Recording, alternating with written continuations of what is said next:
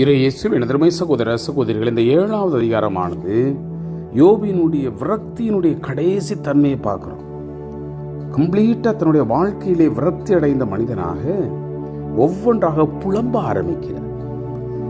நம்ம வாழ்றதெல்லாம் ஒரு சின்ன ஒரு குருவி போல ஒரு நிழலை நம்ம கட்டுப்படுத்துகிறது. எனக்கு என்ன ஆகும்னு தெரியாது, நீண்டு போகிறது என்னுடைய இரவானது, நானும் காத்திருக்கிற எப்ப விடியும் என்று. ஆனால் என்னால் தாங்க முடியல. புழுதி என் மேல் படலம் போல என்னை போத்துகிறது. என் புண்களெல்லாம் சீல் வடிந்து அப்படியோ வெடித்து கிடக்கிறது. நான் யாரை செய்வேன், என்ன செய்வேன், எனக்கு சாவு நெருங்கி வருகிறது என்று தன்னுடைய விரக்தியினுடைய வெறுப்பை வெவ்வேறு ஒப்பீடுதலின் வழியாக அவர் எடுத்து வைப்பது இந்த அதிகாரம் எடுத்து வைக்கிறது. ஆமன்புக்குரியவர்களே, நம்முடைய கஷ்டங்கள், வேதனைகள், உடலளவும் உள்ளளவும் வரும்பொழுது நாமும் இப்படிதான் புலம்ப ஆரம்பிப்போம்.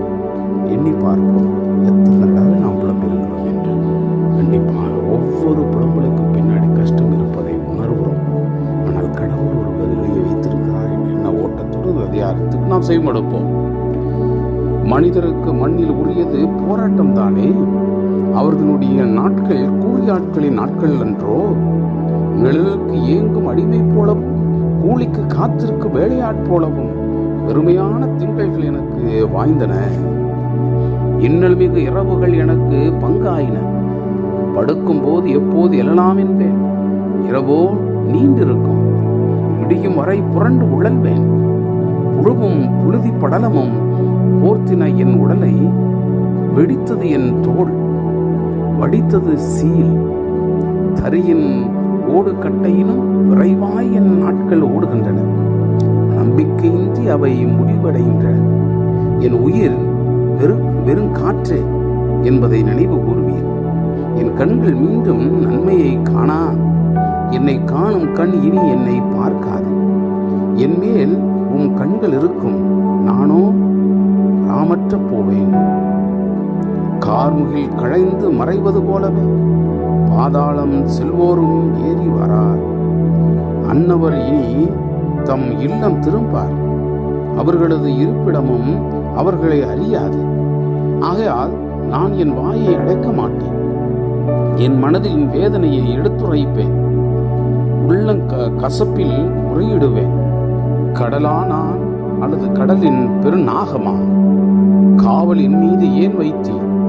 என் படுக்கை ஆறுதல் அளிக்கும், என் மெத்தை முறையீட்டை தணிக்கும் என்பேனாகில் கனவுகளால் என்னை நீர் கலங்க வைக்கின்றீர்.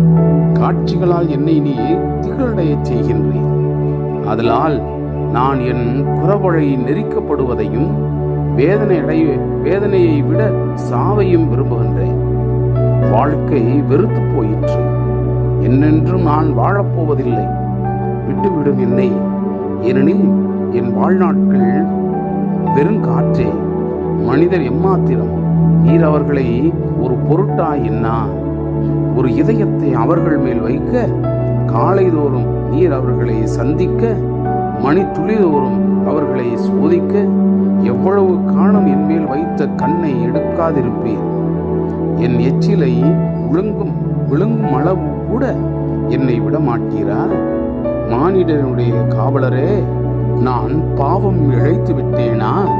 உமக்கு நான் செய்ததென்னவோ என்னிடம் உம் இலக்காக ஆக்கியதேன்? உமக்கு நான் சுமையாக்கி போனதேன்? என் மீறலை மன்னியாதது ஏன்? என் அக்கிரமங்களை அகற்றாதது ஏன்? இப்பொழுதோ நான் மண்ணுலகிற்குள் உறங்கப் போகின்றேன். நீர் என்னை தேடுவீர், நான் இல்லாது போவேன். Praise the Lord. இயேசுவுக்கே புகழ். மரியே வாழ்க.